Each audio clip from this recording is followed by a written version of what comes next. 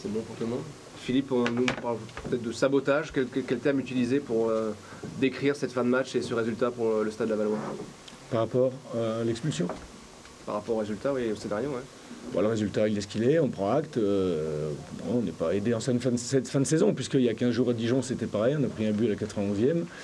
Donc voilà, soit on n'arrive pas à tenir les 2-3 minutes supplémentaires. Après, le fait de finir à 10, c'est vrai que ça nous a pas aidé. Et puis après, dans la minute d'après, on prend la barre, quoi. Mais bon, tout ça, c'est des phénomènes, des paramètres qui arrivent aux équipes qui sont en difficulté. Donc c'est assez logique, finalement. Et vous n'êtes pas récompensé d'un bon match du Stade Lavallois? Ben, on savait qu'en venant ici, avec le public et tout, il fallait qu'on soit solide, il fallait qu'on serre les rangs, peut-être plus qu'ailleurs. Donc ce qu'on a fait, ça s'est pas si mal passé que ça. On a encore la défection de Ludovic Gamboa tout en début de match pour un problème de dos. Donc ça, c'était pas prévu non plus. Pas mal de choses qui n'étaient pas prévues. Mais par contre, ce qu'on a prévu, c'est-à-dire notre plan de jeu et ce qu'on a voulu faire sur le terrain, ça s'est bien déroulé. Notamment Kéchérou, qui n'a pas été très en vue ce soir, contrairement à d'habitude face à Laval. Bah, il revient de blessure, peut-être qu'il n'était pas en forme, enfin bon, ses coups de pied arrêtés étaient bons, et puis on avait quand même un petit peu quelqu'un dans sa zone. On a vu que c'était plus compliqué quand El Jadeiaoui est passé en soutien des attaquants. Ce soir, Laval n'a plus qu'un point d'avance sur la relégation. Oui, c'est normal, on a pris 2 points sur 15, donc on n'espère pas avancer quand on prend 2 points sur 15. Donc voilà, écoutez, on ne va pas paniquer maintenant. Je rappelle, comme qui dirait, qu'on joue entre la 15e et la 20e place depuis quasiment la première journée. Donc voilà, on n'est pas surpris, on sait que notre maintien, il s'obtiendra certainement la dernière journée. Philippe, on sait que tu es naturellement optimiste. Mais ça ne t'inquiète pas, tous ces petits signes, justement, ces buts qui arrivent en fin de match comme ça? Bah, c'est des signes qui ne sont pas favorables, ça c'est clair. Après, bon, c'est comme ça, on prend acte. On a été solide ce soir, on a quand même beaucoup moins de regrets qu'à Dijon il y a 15 jours. On a moult occasions, donc ce soir c'était quand même pour nous un petit peu plus difficile de marquer. Mais on a déjà pas mal contrarié Angers, c'était déjà pas si mal que ça. Donc voilà, le match est déjà terminé, il faut se pencher sur le match qui arrive. C'est le match suivant, c'est le match du Gazélec. Et on va bien préparer ce match du Gazélec pour éventuellement prendre 3 points sur notre terrain qui nous feront avancer obligatoirement. Voilà. Puis il y aura des confrontations certainement directes dans cette fin de championnat, mais de toute façon, on ne va pas se sauver avec 36 points.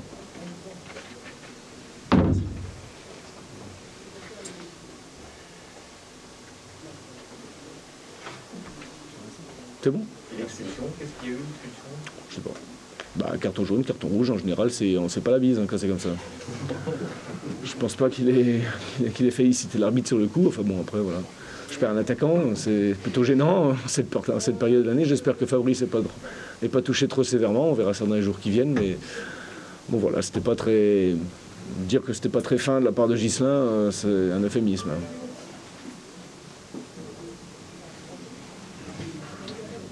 Ok? Allez, bonne fin de saison à vous.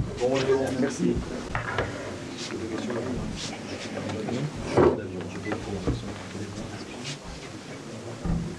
Stéphane, ton équipe ne meurt jamais. Voilà, on va dire après que c'est peut-être, je sais pas, c'est le destin, la chance. Moi, je crois toujours que c'est pas le hasard. Ça a été dur ce soir, mais encore une fois, on a fait preuve de beaucoup de conviction, d'abnégation, et voilà, ça nous a souri à la fin comme de nombreuses fois cette saison, et j'y vois simplement le résultat de cet état d'esprit formidable du groupe, tout simplement. C'est vraiment dans les têtes que ça joue, on a senti que dans les jambes c'était plus compliqué. Oui, on a eu du mal ce soir, on n'avait pas le jus suffisant pour pouvoir mettre cette équipe de l'avant en difficulté assez souvent, même si la seconde période a été quand même d'une plus grande intensité et de meilleure qualité. Mais c'est vrai qu'on n'a pas réussi à emballer le match comme on le souhaitait. Voilà, donc c'est comme ça. C'était difficile ce soir, mais on a réussi malgré tout à l'emporter. Et ça nous permet effectivement de croire encore à cet exploit, même si notre résultat est un petit peu évidemment diminué par le résultat des Guingampais. Mais bon, ça on sait qu'à partir du moment où on est derrière, on n'a pas les cartes en main. Donc voilà, faisons notre truc et puis on verra après. T'étais au courant de Guingamp? Non, pas du tout. Non, on ne se tient pas informé des résultats parce qu'on l'a dit, on joue d'abord nous pour gagner, et puis ensuite, si on a des bonnes nouvelles, tant mieux. Ce soir, il y en a une de bonne, une de mauvaise. Bon, ça fait partie ça fait partie du jeu. Il faut savoir accepter le verdict de nos concurrents. Être à 2 points au lieu de 4, grâce à ce but, ça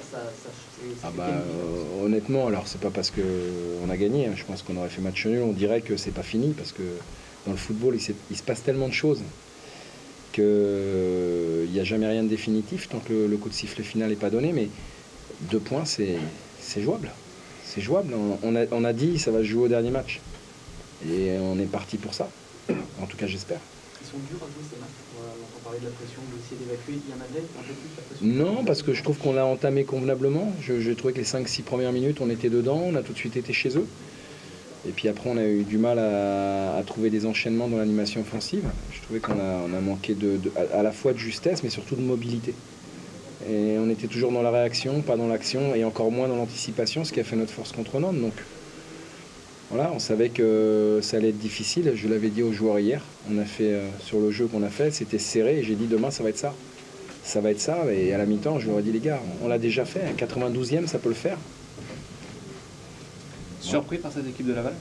Non, pas du tout. Non, ils ont depuis la trêve, ils ont redressé la barre et ils proposent à chaque fois des contenus intéressants. Donc ce soir, ils ont fait un match cohérent avec leurs moyens. Je dirais qu'on n'a pas été très souvent inquiétés, mais ils ont su quand même, en tout cas, nous diminuer notre potentiel. Et ils sont presque arrivés à leur fin.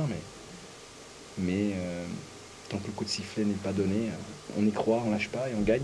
C'est beau. Dans cette course, peut-être plus que 2 si Caen ne gagne pas demain.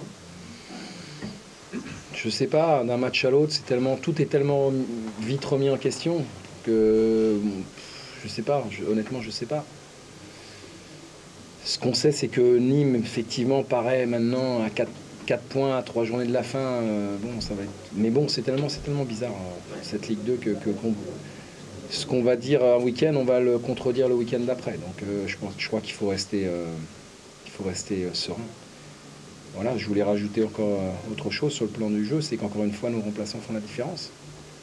Et ça montre vraiment, quand je parle d'état d'esprit, d'aller gagner les matchs à la 92e, je l'ai dit à la mi-temps, j'ai dit les gars, c'est ceux qui vont rentrer qui vont gagner le match. Parce qu'on sentait bien que les joueurs qui étaient présents, on ne trouvait pas les solutions et qu'on n'arrivait pas... Voilà, donc à un moment donné, modifier des caractéristiques de joueurs, pas d'organisation parce qu'on n'a pas modifié ça, mais en tout cas, apporter des variantes dans les caractéristiques, je crois que ça nous a fait du bien aussi. Parce qu'on a quand même poussé sur les 30 dernières minutes.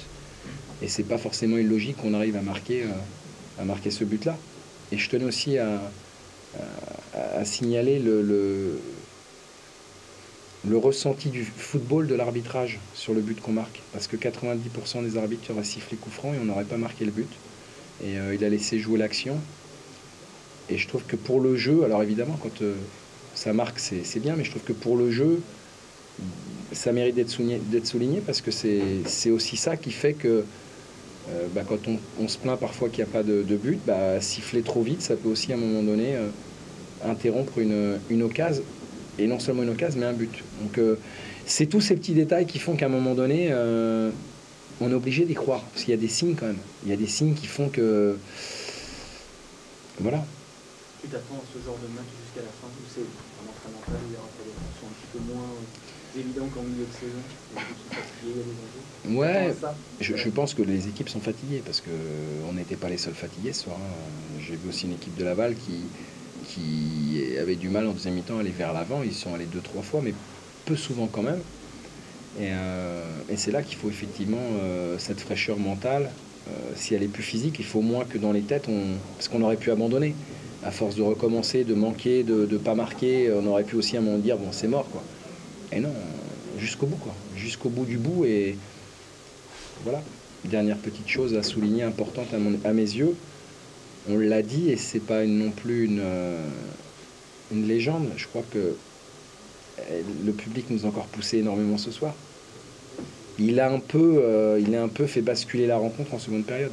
Parce qu'en première mi-temps, on leur demandait de nous encourager, mais c'est vrai qu'on ne leur a pas donné ce qu'il fallait. Alors qu'en deuxième mi-temps, après, avec manque de justesse, pas toujours avec beaucoup de cohésion, mais en tout cas, dans l'intensité, c'était beaucoup mieux. Et ils y ont cru jusqu'au bout aussi, quoi. Donc c'est un peu aussi, il faut le dire, parce que quand ça va pas, on sait le dire. Et là, ça fait plusieurs matchs. Franchement, ils nous aident, quoi. Alors il nous reste plus qu'un match chez nous. il faut que le dernier match chez nous, le stade il soit plein, parce que si on veut gagner les matchs, c'est des victoires qu'on obtient pas à 11, c'est des victoires qu'on obtient avec le groupe, avec le public, avec voilà, tout le monde doit être derrière nous, parce que ça peut se jouer là-dessus.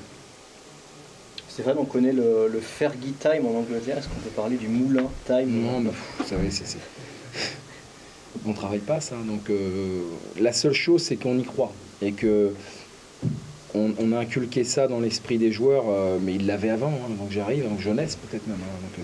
Donc, moi, j'y suis pour rien. La seule chose, c'est qu'on fait corps et qu'on va dans la même direction de dire, quoi qu'il arrive, on ne lâchera pas. Après, si c'était quelque chose qui était...